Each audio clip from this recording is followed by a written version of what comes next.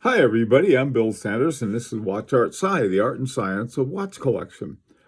Today, we're going to take a look at Jeffrey's Gentleman's collection. And what this is, the first recording I made, apparently there was some kind of high frequency racket in the background that I couldn't hear, and apparently other people could, and it was driving them nuts. So I thought, well, what I'll do is that I'll do another recording, and this is the other recording. So if you looked at the other one and it sounded not right, this one should be okay. All right, let's get started. The What Jeffrey did is that he set up his collection with these sort of a biographical categories. And the first two watches are from the deep past. This is like 20 years ago or so. And he had a couple of watches back then, the Breitling Chronomats, 39 millimeters, steel and gold plate. And this is it's a very well-known chronometer. They've got it runs on an ETA 7750, and while they have their own movements, some of them aren't. But nevertheless, that's 7750 is a good movement. Brightly not to brag about it. All right. Now this next one is really, it's a beautiful Jaja Lecoultre Master Geographic, 38 millimeter steel. Right around 10 o'clock, there's a sort of like a partial subdial, and that's the power reserve indicator. Over around 2 o'clock, there's a subdial. Between 2 and 3, the subdial there is a hand date. And while it has sort of a look of a chronometer, it's a chronographer. It's not a chronograph. It's a travel watch. And as you look at the bottom, you can see you can see the different countries that go through. So that's another cool watch. All right, this next two Jeffrey calls as gifts. The one on the left is a Cartier Balloon Blue 33 millimeter gold, beautiful watch. The guilloche on that watch is gorgeous. They clipped the three a bit, and just the corner of the four. And to me, I love it. I know that drives some people crazy, but not me. I think it's what you have is that you got the designer saying, "Hey, I'm doing something interesting with this watch." Also, too, the Cartier Balloon Blue is a watch that the Duchess of Cambridge has. And she was out one day and she had her arm up, and Cartier, someone took a picture of her, and there was the old Cartier Balloon Blue. So Jeffrey gifts very, very nice watches. The one next to it is the Rado Diamaster Grande Seconde, 43 millimeter ceramic. Now, this watch is a Rado, and Rado doesn't make its own movements. They never have, and they never will, because they don't want to. What they want to do is that, and what they're famous for, is making really interesting and using very interesting materials on their watch cases. This is my little Rado Florence. I love this watch. I had it, I must have worn it as like a office watch for 20 years. And it's a combination of gold and titanium. Now, this watch is about 40 years old. It looks brand new because the materials are such that they, you know, they don't scratch. It's just been a wonderful watch. This one is quartz, and like I said, it's been a great watch. In fact, I like this so much. A few years ago, I found another one, another Florence, and bought it for one of my sons. That'd be a nice thing for him to have. And this one, the one that Jeffrey has, looks like sort of something like a Jacques Droz. Jacques Droz was very big in having, he had what is called not the Grand Seconde, but the Seconde Grande.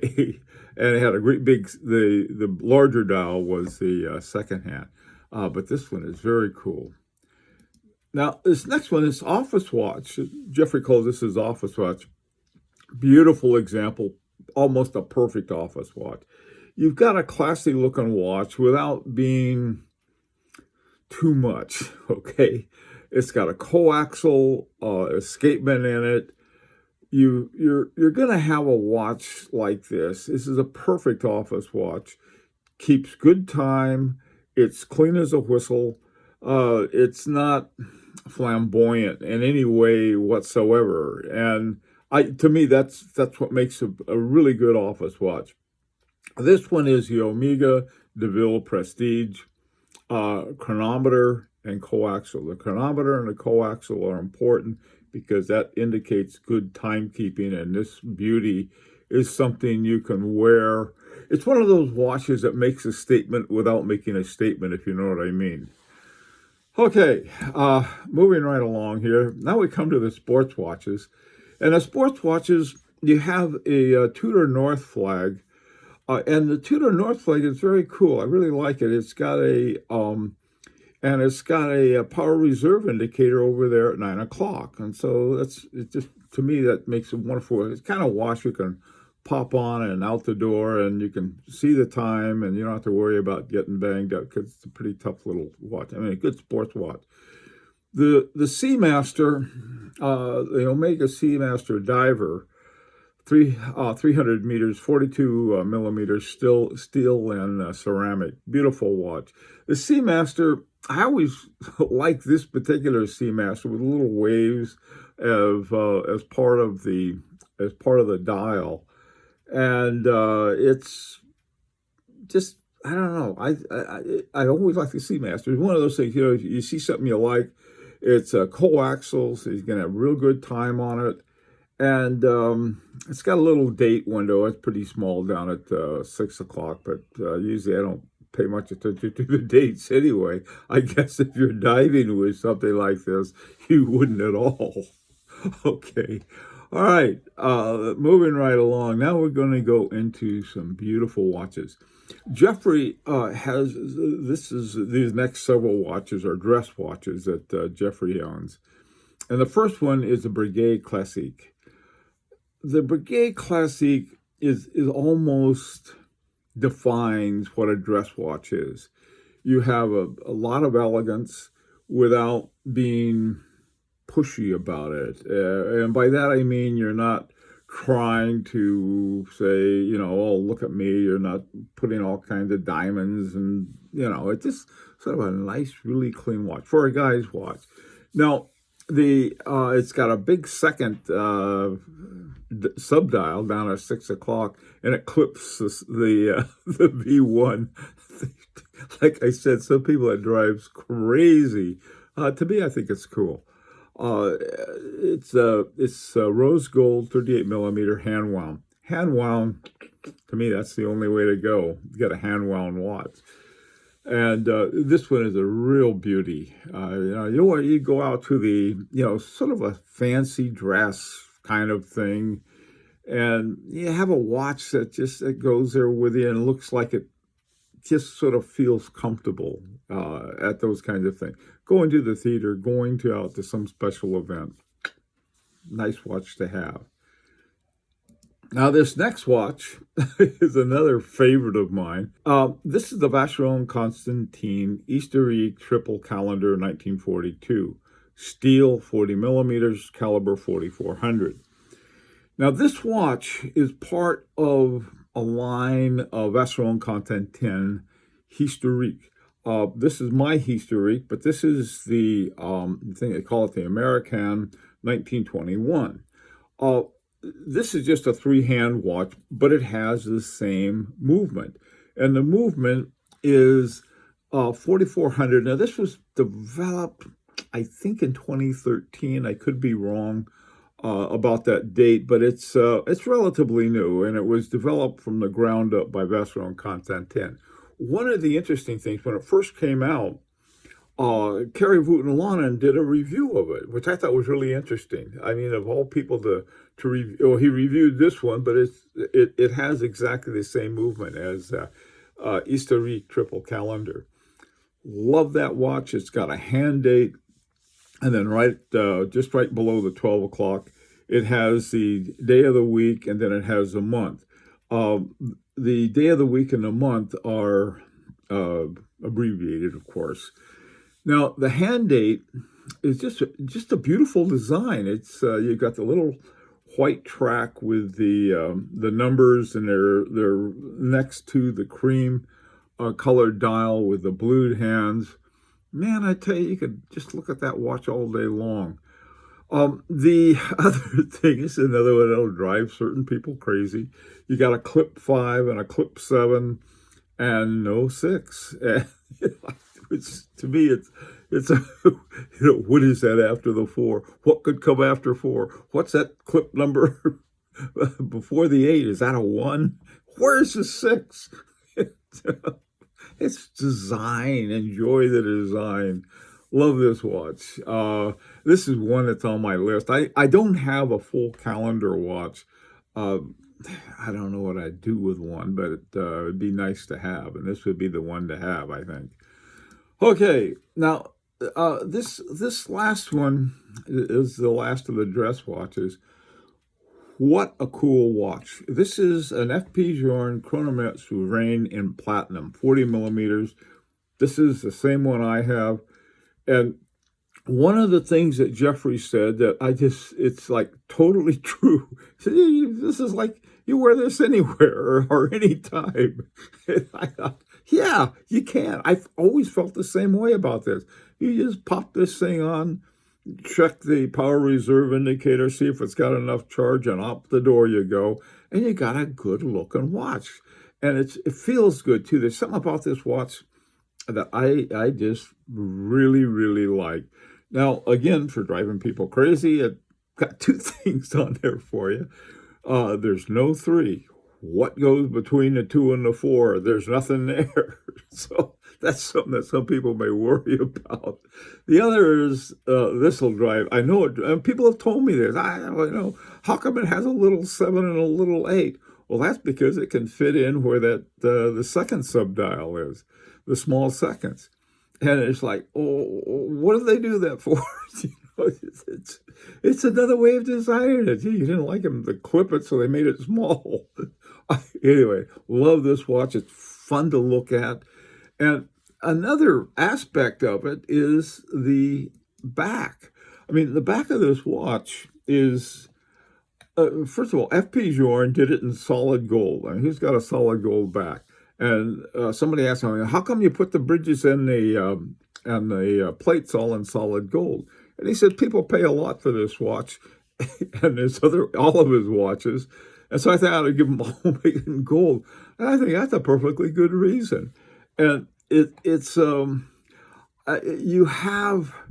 not engraving, but it's not guilloché. It's something like that, where the Geneva waves in there. And he didn't call them the Geneva waves. By and large, too, none of his watches say Swiss made. He does have, on some of the later ones, on the back he puts Geneva made. This is the whole controversy.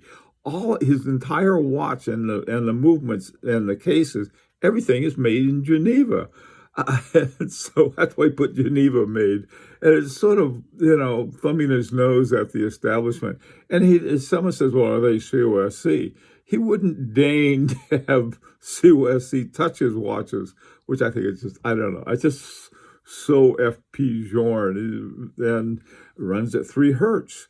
The other thing, which I love watches that slow it down. And the other thing is the double barrels, or dual barrels. They are really cool. Most double barrels are in what they call serial. And what happens is that you wind up the watch, and then one of them unwinds, and then it goes to the next one in a serial sequence. And so you double, or if you have 2 barrels, then you double the amount of charge. So if you have a 2-day charge and with double barrels in serial, then you'd have a 4-day. What this does is very different. And you do have a smaller charge, but it's not that much smaller. What it is that it's in what the barrels are in what they call parallel, and they help each other out. and in terms of they help to run the wheel train, the gear train, and the watch, and so it's a lot smoother operation and less room for certain kinds of errors that may come up. So, it's a beautiful watch, and it's one you can wear all the time. It's you know, I'm gonna go. I think I'm gonna go to the dog show. I'll put on my FP Journe. Okay. Well, now this is Jeffrey's collection. Some of the ones that he mentioned that he was thinking of getting, I couldn't improve on. He was thinking of getting an H. Moser. You will love H. Mosers. H. Mosers are incredibly well made. They're really wonderful watches, and I can't say enough good about an FP Journe watch. They make about 2,000 watches a year, roughly in that neighborhood, but they make 25,000 hairsprings. And the hairsprings go to all of the other top watchmakers. It's the only one that will admit it, or that will let H. Moser admit it, is MB&F. And if if they're using it, it's really good. Some of the other ones, I think Jeffrey would really like a Gronfield. They're pretty high though, so I may be a little too high. It would be. It certainly is for me. I'd love to have one, or a Kerryboot and Lannon. But those, pretty much would be the ones I'd recommend too. The ones he likes anyway. Okay, well, I hope the sound on this is better and everyone can hear it okay. And until next time, this is Bill Sanders for Watch Art Sci, the art and science of watch collection.